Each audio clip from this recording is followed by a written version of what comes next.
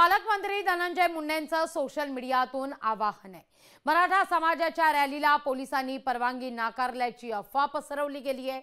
मराठा समाजाच्या रॅलीला परवानगी नाकारण्याचं कारण नाही असं ते स्पष्ट करतायत। अफवा पसरवू नका, मुंडे यांचं आवाहन आहे। रॅली होईल, बीडमध्ये समाज बांधव शांततापूर्ण मार्गाने रॅली पूर्ण करतील असा विश्वासही धनंजय मुंडे यांनी व्यक्त केला आहे।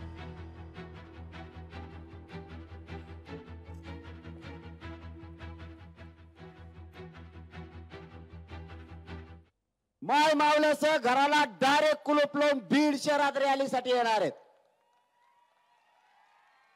म्हातारे माणसं, लेकरं, नोकरदार वर्ग सुद्धा घरी राहणार नाहीये।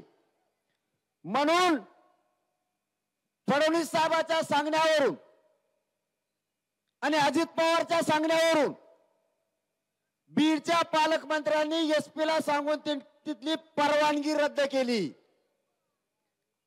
तरीही सांगतो, बीडची रॅली शांततेत बीड मध्ये होणार।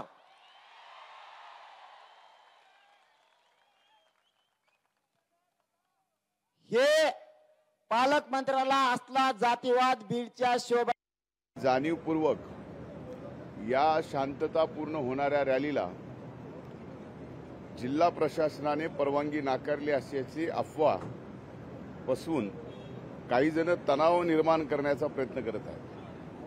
ही बातमी पूर्णपणाने चुकीची, खोटी व दिशाभूल करणारी आहे। वस्तुतः जिल्हा पोलीस प्रशासनाने रॅलीला परवानगी नाकारण्याचे कोणतेही कारण नाही, परंतु ही रॅलीला परवानगी 8 तारखेलाच या ठिकाणी दिलेली आहे। लोकशाही मराठी ऐका, पहा, जागरूक रहा।